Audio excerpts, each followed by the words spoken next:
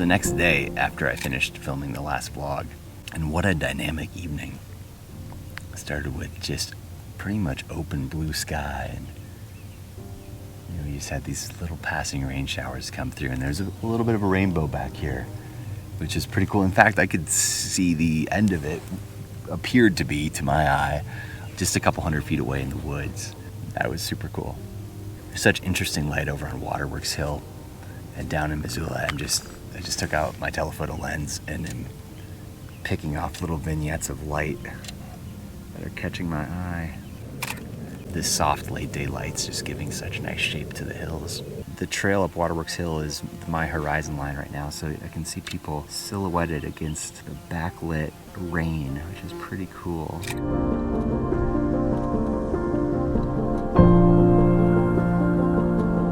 Oh, there's some horses running.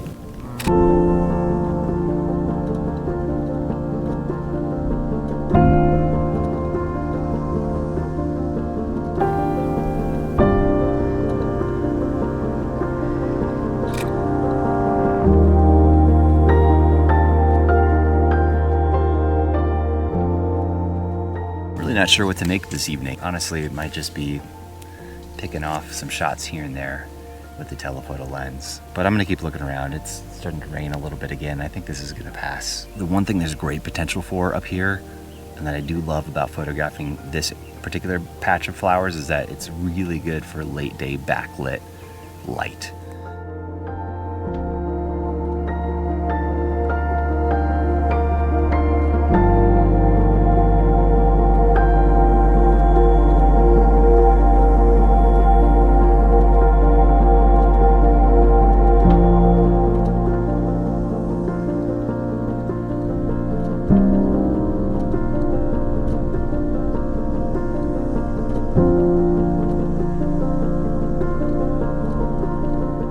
That's gonna do it for tonight. I'll leave you with the final little image of these paintbrush from this evening's outing.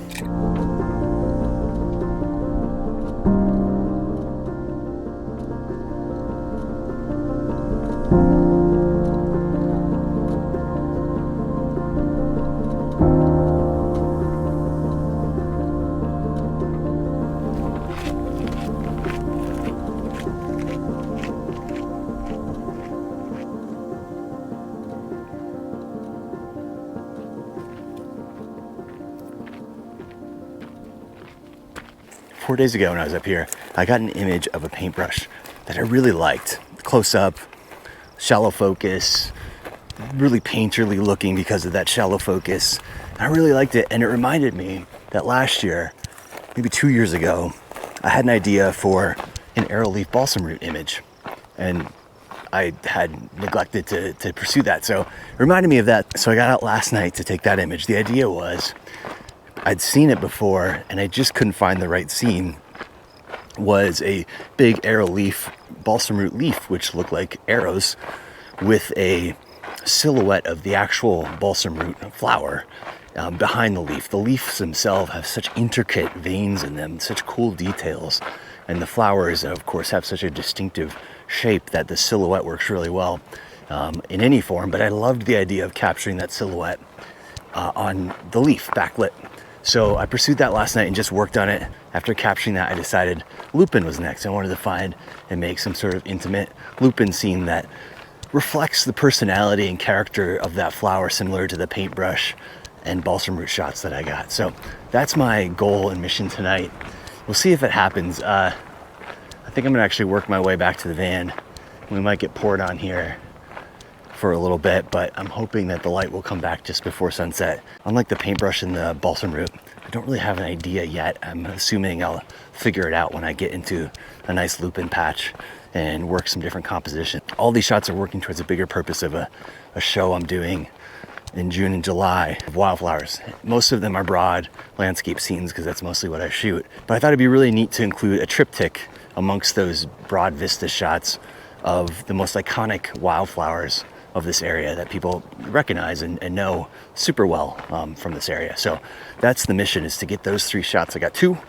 Just need to get the lupine shot in the next couple of days to be able to get it to print in time for that upcoming show. I'm gonna head back to the van and sit out this little storm, and then hopefully have enough time to get back out before the light goes tonight.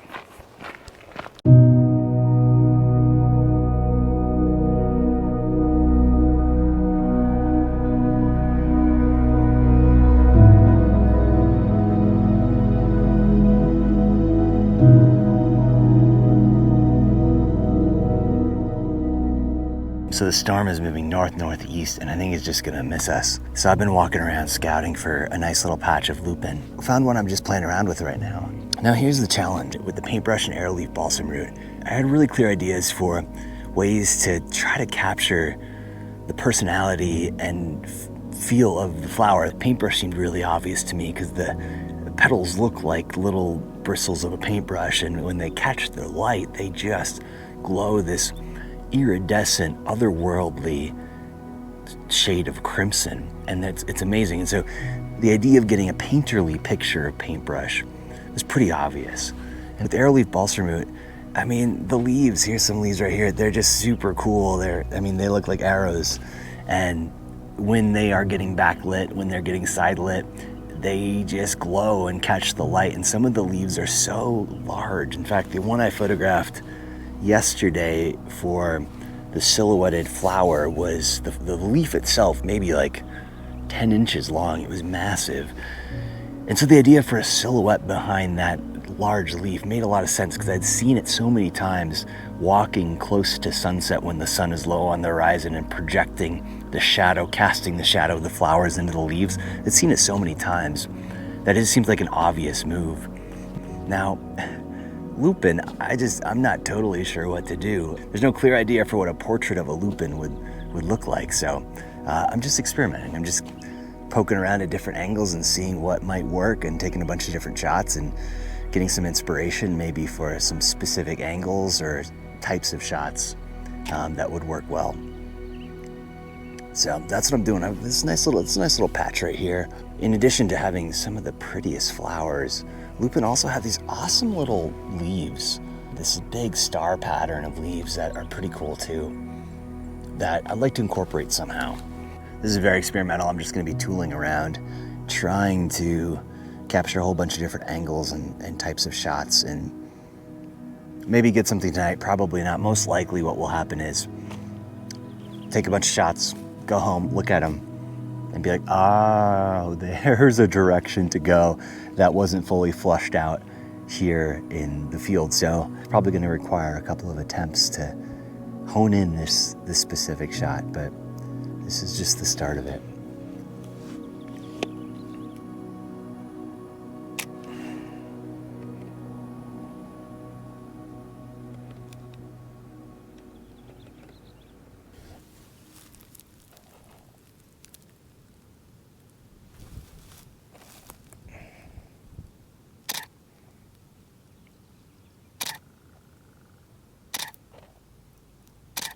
Still trying to figure out how to make the most of these star leaves. They're such a unique feature of this flower that I think they need to play a prominent role in the image. Try to find another spot.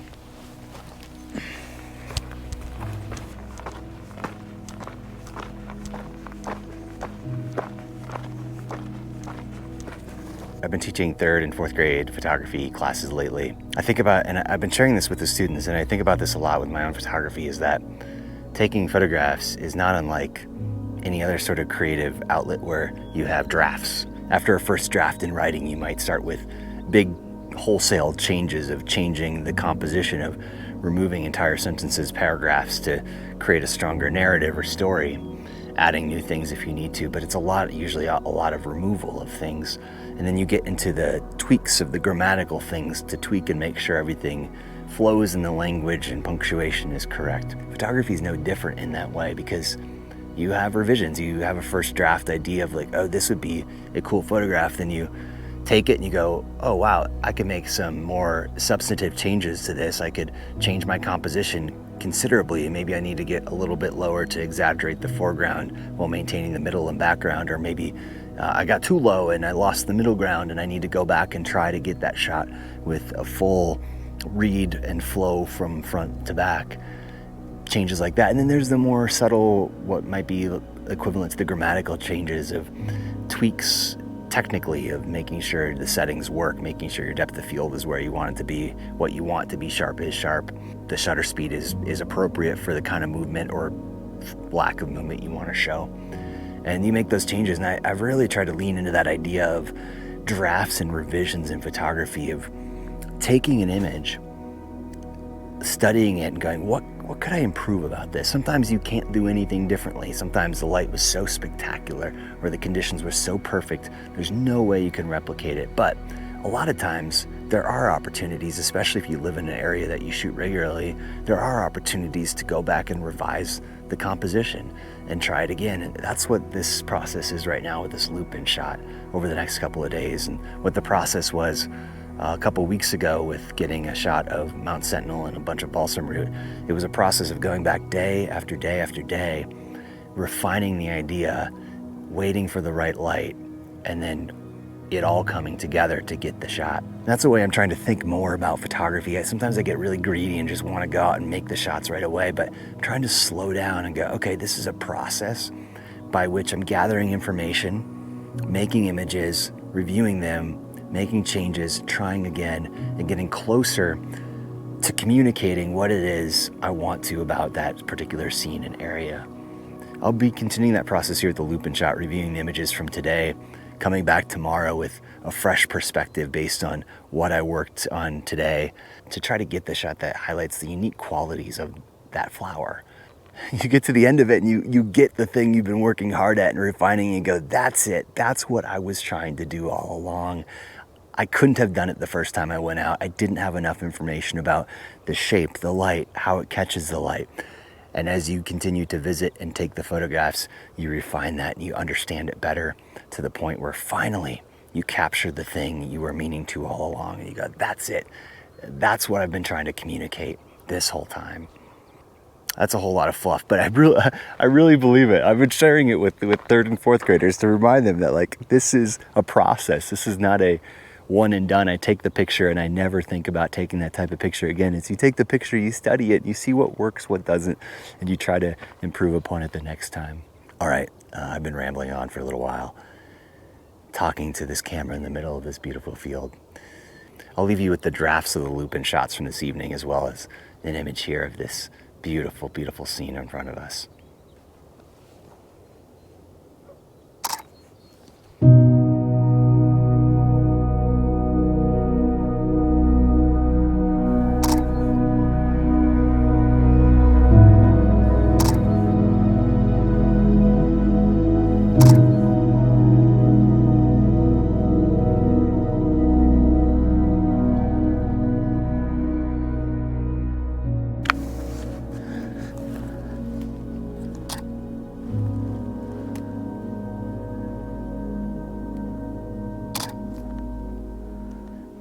I spared you the drudgery of having to watch me walk up here again. It is the next night.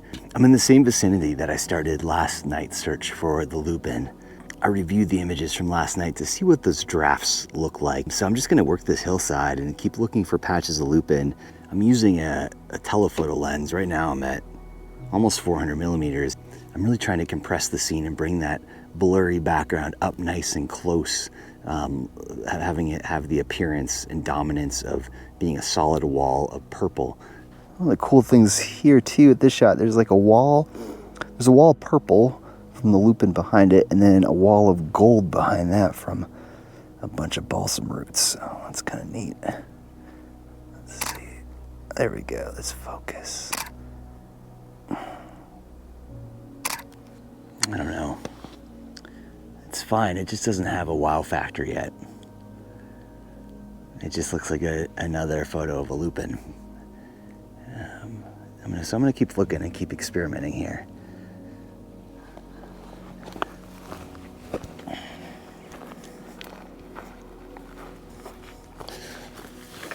Oh, that's cool.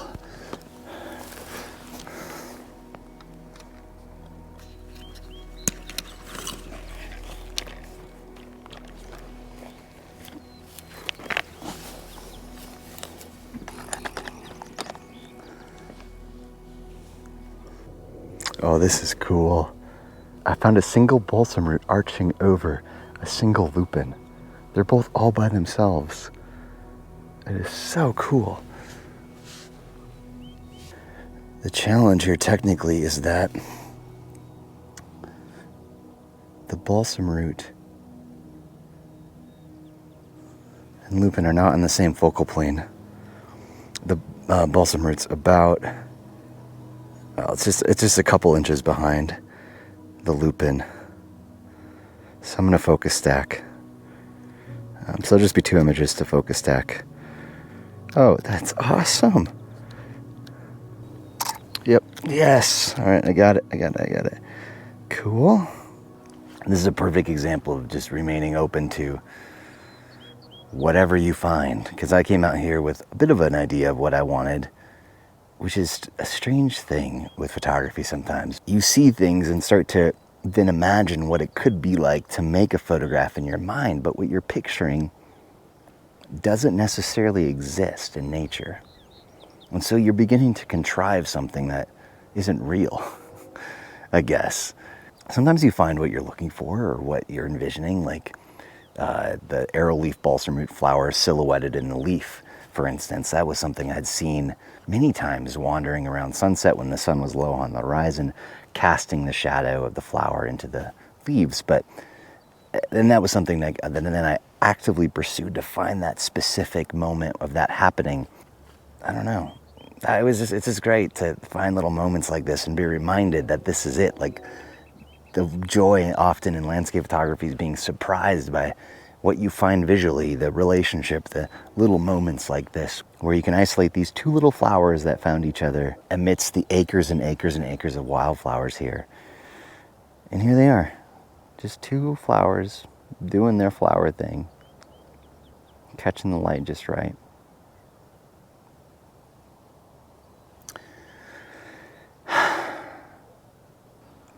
I'll leave you with the final image from this evening. Thank you so much for watching. Have a great day. Bye.